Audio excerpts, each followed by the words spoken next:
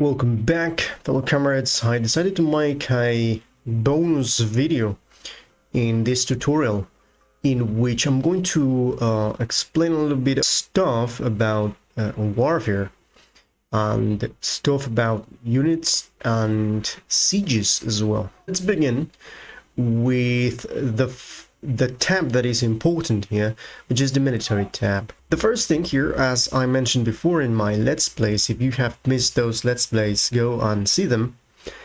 You can rise troops here. Right now I have loaded a new game, which is in which I'm going to illustrate the troops here. So here you can rise all, and of course we're going to see, by clicking here, we're going to see all these levies that we have in all our regions are going to be raised immediately. Now, interesting stuff here. You see the size. Here you can filtrate the size, the location by alphabetically. You can see here, and you can disband, as you may know. I said this before by clicking this button, and here we can see the armies, we can see the morale. Now you can see here there are levies and armies. Here we can see morale of each of the armies in a more quick fashion, and each of the commanders here. The commanders, of course, that are shown here are obviously commanders that are the Kokujins. Let's focus ourselves on the levies when we rise levies. So we already see that we can rise the levies like that, or for example here in Takuma. Let me go here and find the levies, the location of Takuma, and disband the levy of Takuma. The other way you can do that is, of course, by doing this. So you click here, and then we see this army. We select the army by doing a marquee selection. We can select two armies, or we can zoom out and select all the armies. This is the way you select the armies. How you know that you have selected the army is because there is a graphical representation in which you can see a very good looking samurai with all of its armor representing the army over the region. And when you select it, it's going to show you a red circle here. It's small. It has this interesting design here. This tells us that we have selected this army. But the army, it possesses three different types of units. Each of these are called regiments. But I'm going to talk just before going in depth in here. I'm going to talk what we can see here. First, we see the mon here. This is the symbol. We see in green, everything that we see in green is us. The guys that are blue are allies, and the enemies are red. And then we see a bar here. This small bar here is the morale bar that you can find here. So let's concentrate ourselves here.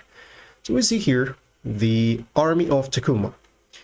In most of the cases, the armies are going to be named according to the quarry that they were raised. This army was raised in Takuma, so it's called the army of Takuma. One thing that you can do, you can customize by clicking here in this area. You can, for example, delete here and put here, he's called Aso Koretada, so army of samurais, for example. So you type what you want, and then the army is renamed. So this is the way that you can customize your armies, and it's a little bit interesting. And then you have the name of the commander here, the area of the in which the levy was raised, and here we have three different numbers. 3 is an amount of regiments, which means that we have 1 infantry regiment, 1 cavalry regiment, and of course an arquebusier regiment. Of course, arquebusiers, we don't have arquebusiers because these are going to be available when the Europeans arrive, and because the Europeans haven't arrived, we don't have this type of unit. However, it still says 3 regiments, so this tells us that 3 is the minimum of a single unit. A single unit can have just a minimum of 3 regiments, regardless of the if the actual type is inside the actual unit. Then here we have the amount of troops, that is the sum of all of the troops. And then if you hover over, you're going to see infantry 500, which is still said here, and 250 cavalry. Here we have the attrition number, in which every single unit will have a weight, and it's going to be dependent on the supply limit of the quarry that they are in. The weight, to say something, is the amount of food and the amount of resources those guys that are on the unit are going to consume when they are in the determined quarry. I'm going to talk about this just in a few moments. Then here we have the morale bar. Now this is very typically on Paradox games. Morale bar is something that you're going to find. It's a mechanic that you're going to find pretty much in all the Paradox games. Morale, it's, for example, this bar is green, and when it's completely green, this means that this unit has all its morale. The reason this is at half, it means that whenever you rise troops, no one likes to go to war, actually. So basically this is representing the fact that the peasants are just armed and they're starting to march, and they don't like it. But over time, the actual commander is going to rise the spirit of the army. So it's going to take time. It's not basically something that is going to be immediate. Then we have here disband levies. This button here is, if you click here, it's going to say this will remove all the levy units from your army. Out of the 750 soldiers from the provincial levies, 750 will return home due to the army being in friendly territory. What this means is that if they are in friendly territory, because this is a territory that they know, if you disband them here, they are going to return. All of them are going to return to their homes. But if, for example, you are in enemy territory, which is something around here, and you disband them, not all of them, because they don't know the region, they're not going to be able to return. So just a few of them are going to be able to return home. Some others are going to be lost. So that is something to take into account when you disband levies on enemy territory. Is different in comparison when you disband them on your friendly territory. Then this thing here, it says the same thing, but it actually behaves completely different. This is concerning things that are retinues. For example, here we have levies. All of these units that are right now raised are levies. But if you happen to have recruited these retinues, you're going to have standing armies. So if this happens to be a standing army, if you do this, then this means that you're going to, if you see the school, this means actually you're going to discharge them. So basically what they are going to do is they're going to disappear. You cannot re-rise them. So this is going to completely disappear them in comparison with disbanding them. And if they are levies, as I've already mentioned, this doesn't matter which button of these you click. Is the same thing as going here and disband. For example, Tamana, if you click here and you go here, you're going to disband them. And if I rise them again, and if I go to Tamana here, which is here, and I disband them, it's going to happen the same thing. So this is 2 ways that you can do the same thing. So right now what I'm going to do is to show you what is this split army. Because this is a single unit, you cannot split it. If you split it, of course, you're just going to change the the leader, right? So for example, here you have this guy is the leader. If you do this, then you change the leader. So here you see this.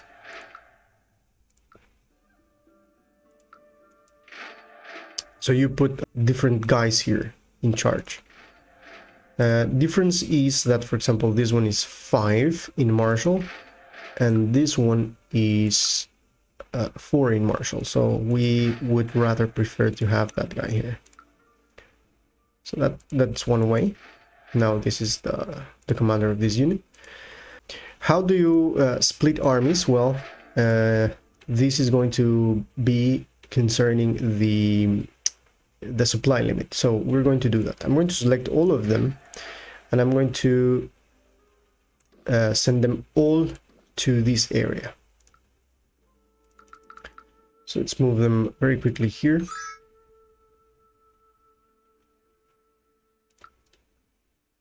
So there we are. So now here we have all of the armies selected. This means that if I click here, merge the selected units, this is going to make them a single block. We're going to merge them, and it says that it has 18 regiments. If you divide this number into over 3, then you're going to have the amount of this amount of units. So we have 1, 2, 3, 4, 5, 6 units. Now that we have consolidated our troops here, we have much more units. This means that in the terms of attrition, the unit weight is 4,000 and the supply limit is 6,000. Concerning this quarry, we can still feed this army. But for example, if we go here, let's say here to Yabu. Here in Yabu, you can see that the weight with army of Takuma is 4,000, but the supply limit of Yabu is 1,500. Another way to see that is going to clicking the quarry and seeing here.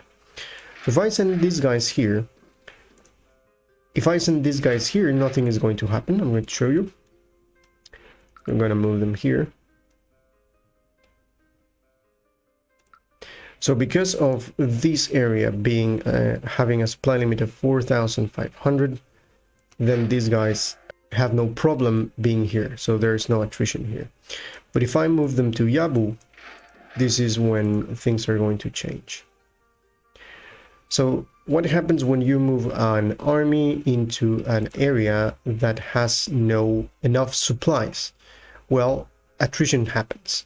So the unit weight here is actually 3,775. It's not the actual number here, but as you can see, you can see this in a more detailed fashion. Supply limit and the current monthly attrition is 5, maximum of 5% in this location. So this means that this area is not going to take attrition more than 5%. However, every month that passes is going to take 5% of the army. So 5% of the army is going to die either by starvation or different other reasons. So how do we fix this? Well, if we know that the amount of supply that we have here is very low, 1,500, so we can click here split army, and here we start clicking in this button, and we're going to start to separate these units. This army now with these 2 units, it has 6 regiments, which they are going to make 1,425. This means that if I select this one, if I leave this one here, this one is going to be okay, and then I have to select this one. So I need to click here, and with this selected, I will move him to Mizuma. And then if I wait for this guy, so you can see here, when this guy moves out to the other quarry, the attrition is going to disappear. So there we are. So why? Because right now we have less troops here, so they can support this amount of troops.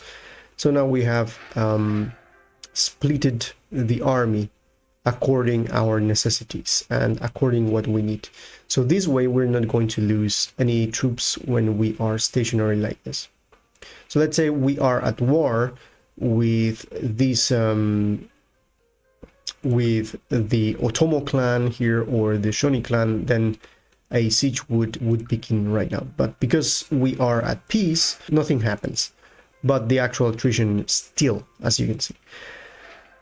Now, a big difference between this and CK2 is that when you move your troops, you're free to move your troops wherever you want.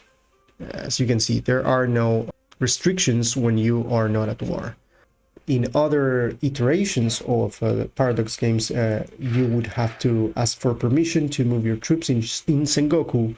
However, you can move your troops as you please into whatever territories you like.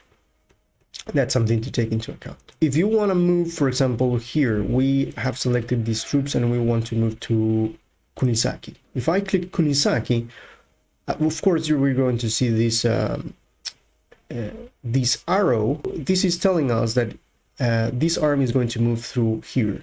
But if we want to be more precise and we want to tell, okay, I don't want this guy to move through Geza, I want this guy instead to move through me, and then Ikuha, and then Ita, and then so on and so forth. So if we want to make a customized path, you can do it. You can do that by holding Shift. So I'm going to cancel this by clicking again into the quarry that I was in, and then I'm going to hold Shift. Obviously, you select the unit that you want, and then you hold Shift. By holding Shift, you click your right mouse button, and then you indicate that you want to go to this quarry. Then you indicate again that you want to go to this other quarry, then to Hita, then to Hayami, and finally to Kunizaki. And as you can see, the path is now more direct and it's completely as you wish. The reason the AI does this is because it's trying to find the quickest way to reach here, but the quickest way could mean that, for example, there is an enemy here, or there is a region that has very low supply limit and is not very recommended to pass through there. That's why you are going to find very useful to do your path by your own when holding Shift. Okay, so now to illustrate a battle and sieges, I'm going to load an actual example in which there is a war. Okay, now that we are here, this is an example in which I can show what happens when you engage with an enemy army. As you can see here, this army here is next to the province in which we find this enemy army of the clan Yamana. So I'm going to order this army to engage with these. As you can see, we have the numbers, we have superior numbers, and this guy, it has a little bit of low morale. So for sure we are going to win this, but this is going to be useful to explain a little bit of the mechanics that happen here. The very moment that this army is going to engage with this, the highest martial guy is the guy that is going to command the attack. So let's take that into account. I'm going to send this guy here, and then of course the small bar is going to show the progress of the army through the land, just to show you a depiction of the movement, a representation of when they are going to arrive. Another way that you can see when this army is going to arrive is by hovering over the number here, and it says will arrive in Aga on July the 1st. This means that in July the 1st there is going to be an imminent engagement in between these two armies. Okay, so let's wait there.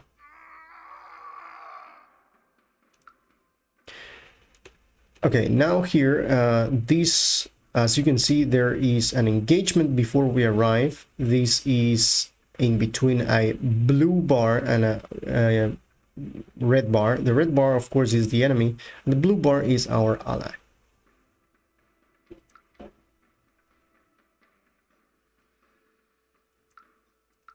So we're about to reach there. So there we are. So right now that the engagement begins, you're going to see the two armies fighting. And just put this in this way. So we can see a representation here of these two armies fighting graphically here on this quarry, the quarry of Aga. In this window, there is going to be the name of the Battle of Aga, which in most of the cases is the name of the quarry in which the battle is happening. And then you see the name of the commanders, Yamana Noriyuki against Hosokawa Tomofuji. Because I already talked about this. This is the guy with the highest martial skill, so this is going to be the commander. So what do we see here? First of all, we see these numbers here. These numbers here are dependent on the terrain, dependent on the skill of the commander, and this is a dice roll. You can see here fire phase. There are two phases in Sengoku, fire phase and combat phase, or the shock phase. These two phases are going to happen over and over. So when the fire phase ends, the shock phase begins, so on and so forth. Every time a phase begins, the computer is going to throw a dice. This number is going to be added to the stats of the actual army. But there is something very important that I haven't seen in any other Sengoku Let's Play or something, that no one has explained yet what this is. And this is very important because right now, this is what happens on the phases. So what do we got here? Well, first of all, if you remember that if you are not the clan leader, you can be someone that is below the clan leader. This number here, the army share, is an amount of a percentage in which is going to tell you if you have less than 5% in this number, you are not going to be able to move your armies. You're not going to be able to control your armies. If you have more than 5%, this means that you can control them on the map. So this is important. Right now we have 100% because we are the clan leader. So we have the first line here below army share. It says this is the amount of units that I can have all in all, and the next number is the amount of units that have been committed or have been raised. So I have raised all my manpower already into this war. This is indicating that we're using all of our power. So what do we have here? We have this side here is the shock statics, and these are the fire statics. So what is the difference? First, the infantry shock and the infantry fire. This means that infantry shock is going to tell you how the Yari Ashigaru are going to fare in battle against hand-to-hand combat with other enemies. So it's represented with a sword and a spear, and this is every Yari Ashigaru that fights is going to have 0.8. And this is the infantry fire.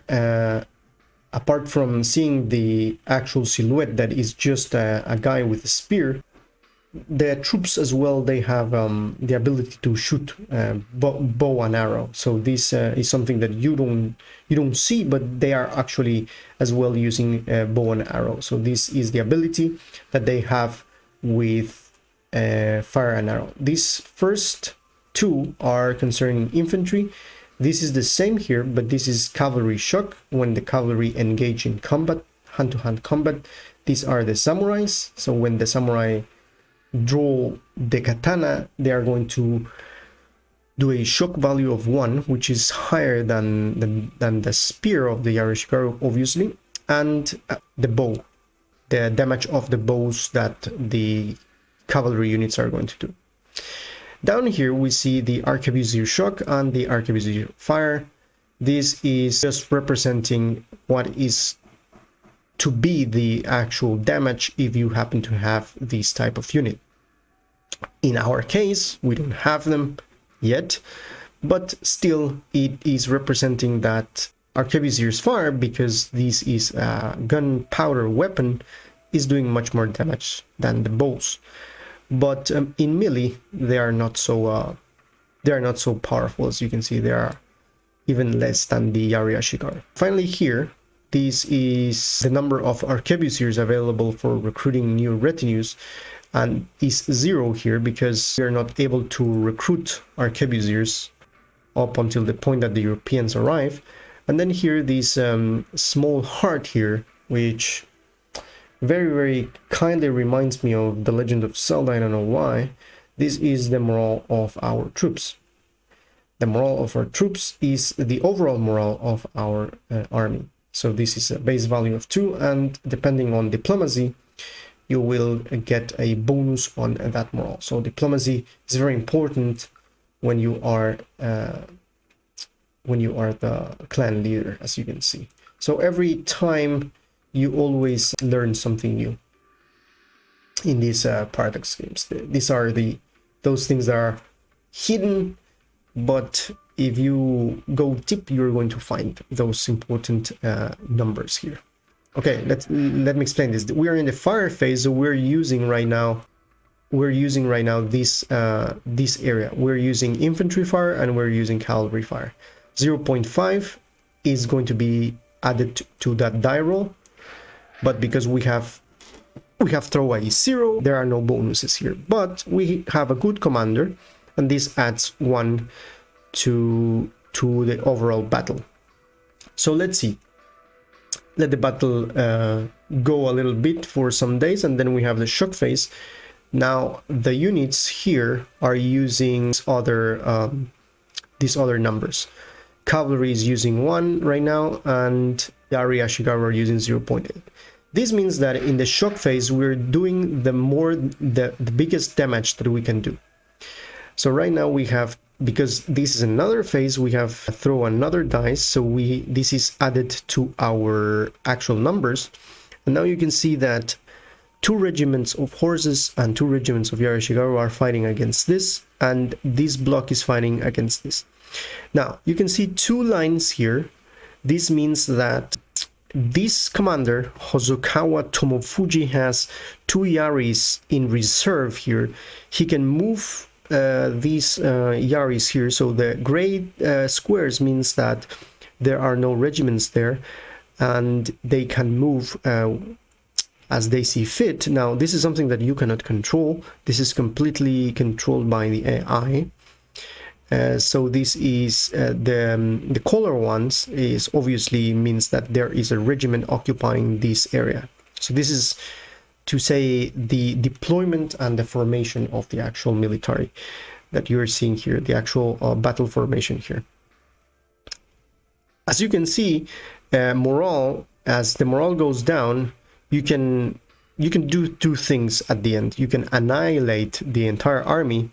If the morale doesn't go to 0, you could and possibly annihilate your opponent, or if the morale goes fast down, the opponent is going to rout and is going to run away to another quarry.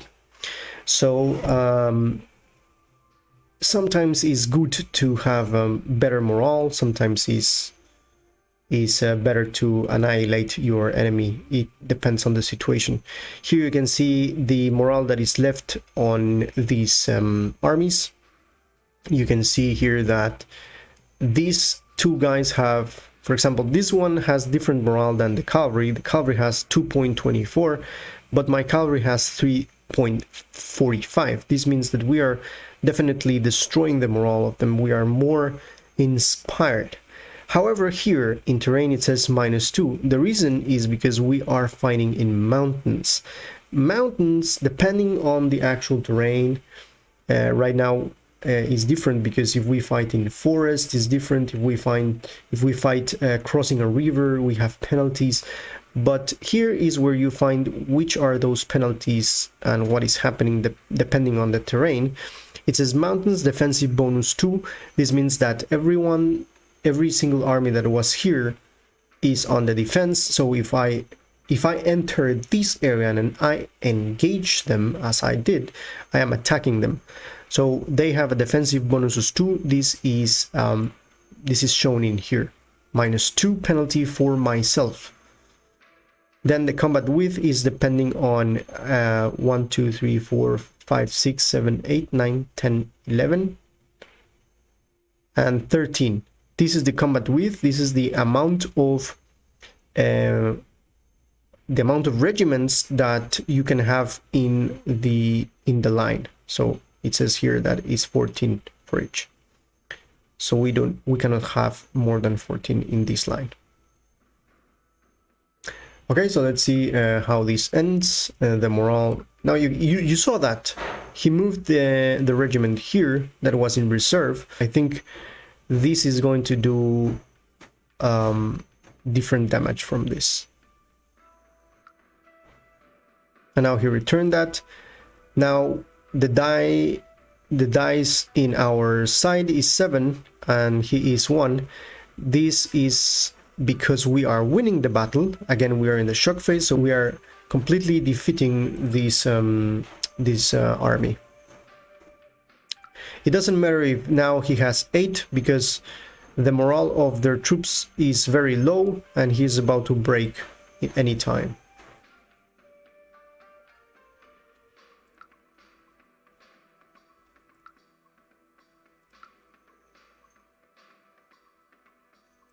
Here you see shock phase and that. Okay, now that we have won the battle, of course, our troops are, each of the units have different morale. So at the end, this is the sum of all of the morale of our troops. So this is concerning battles, and now I'm going to move these troops here to the province of Mashima. When you enter into a quarry that is not yours and you don't have any enemies that are going to engage with you, you automatically start a siege. Now, a siege is this window. When the siege is represented by a status quo and a percentage here, this is going to change depending if there is a food shortage, if there is a breach, if you manage to smuggle something. So of course here morale is again a factor here, and then you see the fort level.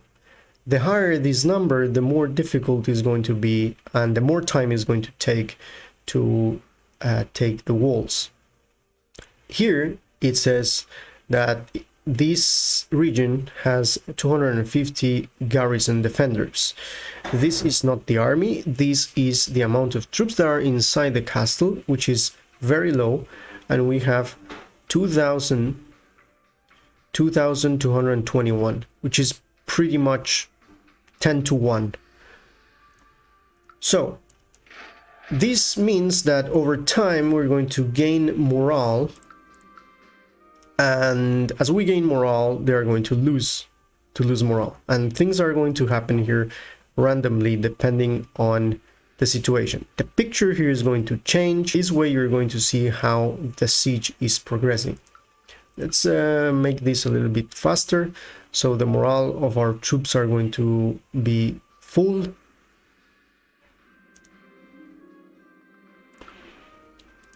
And now you can see that it says that there is a breach.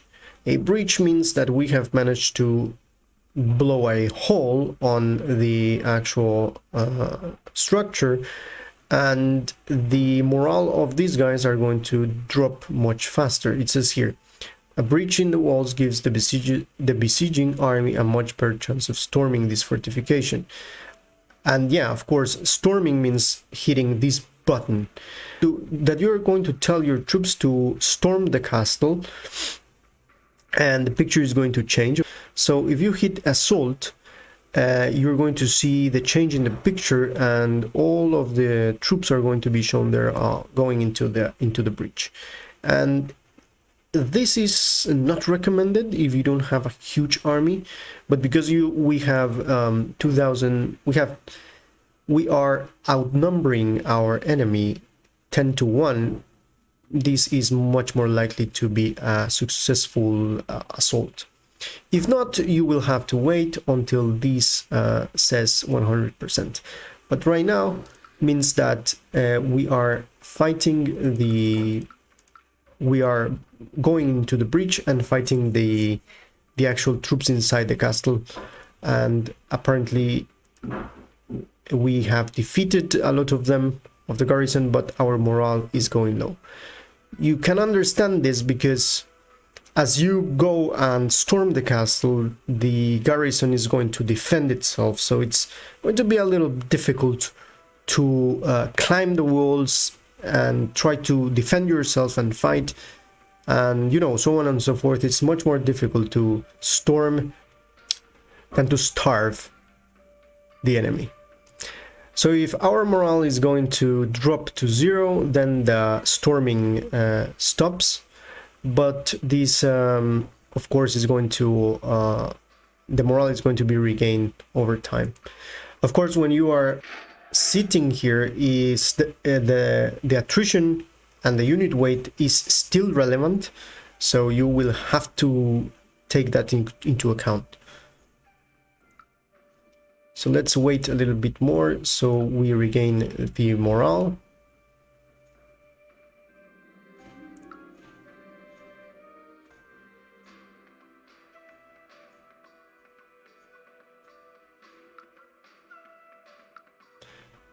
And now you can see that it says food shortage. This means because of the time that we have been besieged, the enemy is starving right now.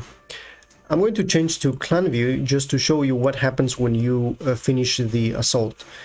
In Sengoku, each time you take a Kori, it's automatically added to your own clan.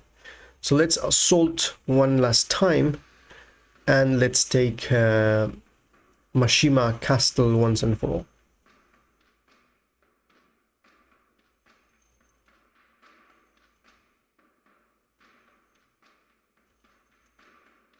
So there you are. And now the Mashima Kori is part of our clan. So that is the way you do warfare. You move the armies.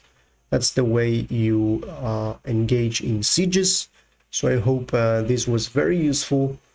I never found anything that explains the warfare of Sengoku out there, so I hope this is going to be useful. If you like this video, hit that like button and of course subscribe to my channel, and I'm looking forward to continue doing these type of videos of games that I enjoy. Don't forget to have fun every time that you do something, and see you in the next one.